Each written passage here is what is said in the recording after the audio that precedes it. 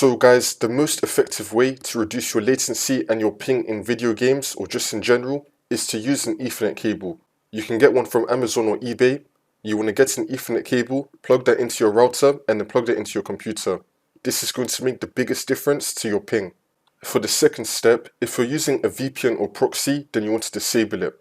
It should be obvious, but for the next step, if you're downloading anything, like an update or a game, then you want to pause that as you're playing a game, because this will heavily increase your latency and your ping. For the next step, depending on what game you're playing, you want to go into your settings and you want to find your region settings. Make sure that your region is closest to you.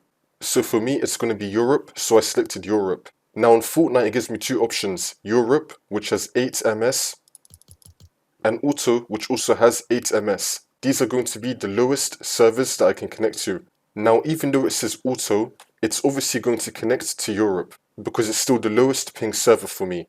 However, I'm still going to select Europe. So make sure that you don't select Auto if your game has that. Make sure that you select the actual server that you're in. For me, it's going to be Europe.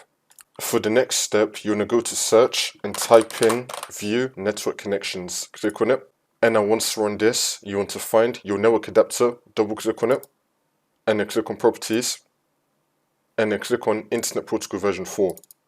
And now once you're on this, you want to select Obtain an IP address automatically. And now under it, you want to select Use the following DNS server address. You want to make the first line 1111, and you want to make the second line 1001, and then click on OK. For the next step, you want to go to search and type in CMD. Now you want to run it as administrator, and then click on yes.